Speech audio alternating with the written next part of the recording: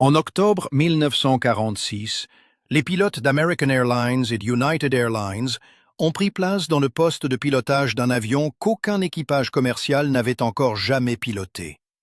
Le Douglas DC-6 venait d'entrer en service régulier. Il était pressurisé.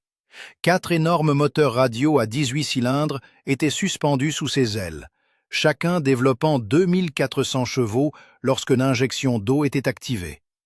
Ces moteurs étaient dotés d'hélices réversibles, une caractéristique inédite pour un avion de ligne de taille comparable. À l'intérieur de la cabine, les passagers jouissaient d'un confort pressurisé bien au-dessus des aléas météorologiques. À l'avant, 3 ou 4 membres d'équipage se débattaient avec une complexité de système que l'aviation commerciale n'avait, jusqu'alors, jamais exigée de ses pilotes. Moins de 6 mois plus tard, cette même machine, la fierté de Douglas Aircraft, allait rester clouée au sol dans toutes les compagnies aériennes d'Amérique.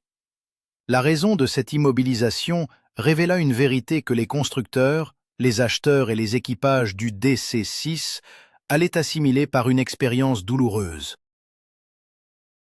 Les marges que cet appareil offrait étaient quasi inexistantes. L'origine du DC-6 ne se trouve pas chez une compagnie aérienne, mais plutôt au sein des United States Army Air Forces. En 1944, l'armée commanda à Douglas Aircraft de développer une évolution allongée et pressurisée du C-54 Skymaster, lui-même une adaptation militaire du DC-4 civil. Il désirait plus de puissance, une plus grande autonomie, une capacité accrue. Douglas répondit en baptisant le projet le DC-112. Le 15 février 1946, le prototype DC-112A prit son envol. À cette date, la guerre était terminée. Le besoin militaire s'était évanoui, et Douglas se retrouvait avec un avion de transport avancé sans client apparent. Vint alors la réévaluation. Douglas étudia ce qu'elle avait construit. Par rapport à son ancêtre, le DC-4, la cellule était allongée d'environ 2,3 m. Des moteurs Pratt & Whitney Double Wasp étaient déjà installés. Des moteurs radio à 18 cylindres affûtés par des années de service en temps de guerre, alimentant chasseurs et bombardiers. Adaptant la conception pour une utilisation commerciale, Douglas conserva la puissance, maintint la pressurisation et fit voler le DC-6 civil pour la première fois le 29 juin 1946. Dès le 24 novembre de la même année, American Airlines et United Airlines avaient pris livraison des premiers exemplaires. Le service débuta presque immédiatement. Pendant plusieurs mois, passagers et équipages découvrirent quelque chose de véritablement nouveau dans l'aviation commerciale. Voici un avion de ligne transportant entre 48 et 68 voyageurs dans un confort pressurisé, croisant à environ 500 km/h, propulsé par 4 moteurs raffinés bien au-delà de tout ce qui avait été proposé auparavant dans le service aérien.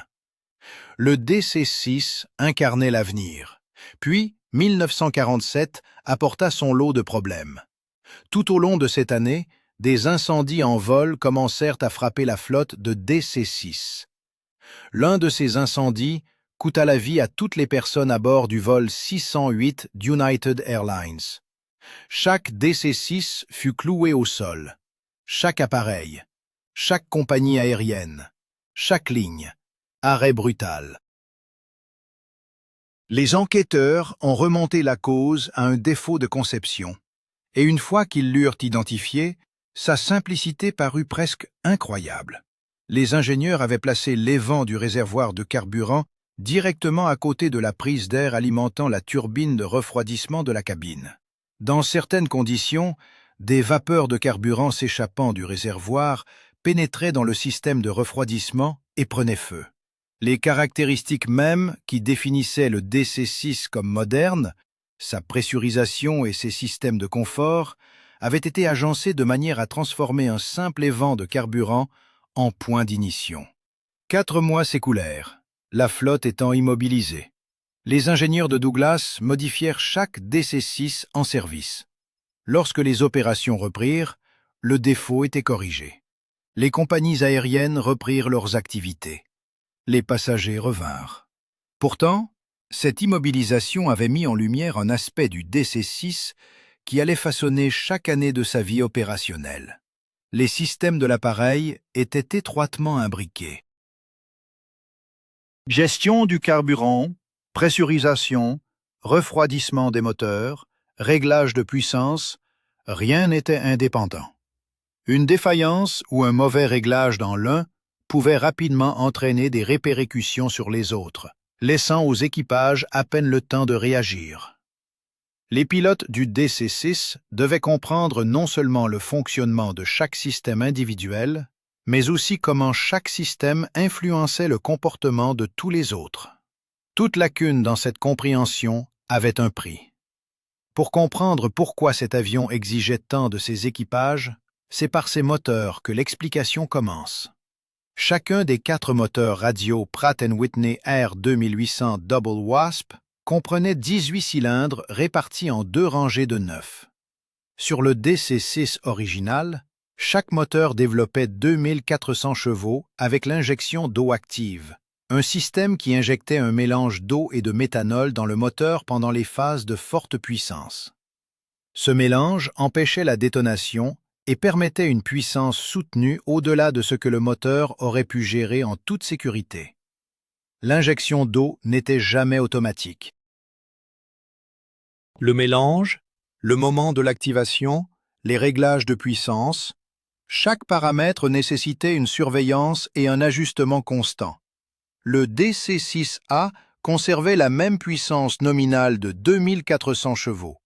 Pour le DC-6B, Douglas installa la variante améliorée R2800CB17 portant la puissance à 2500 chevaux par moteur lorsque l'injection d'eau était enclenchée. Cette puissance supplémentaire s'accompagnait de couches de complexité accrues et, par conséquent, d'une responsabilité additionnelle pour les équipages à les gérer correctement. Sur toutes les variantes, les hélices étaient des unités à vitesse constante Hamilton Standard 43E60 hydromatique. Une fois réglé, ce système maintenait automatiquement un régime d'hélice choisi, indépendamment des variations de vitesse ou de puissance. La capacité de mise en drapeau automatique était intégrée, ce qui mettait automatiquement une hélice en drapeau dès que son moteur perdait de la puissance, réduisant la traînée avant même qu'un membre d'équipage ne puisse intervenir.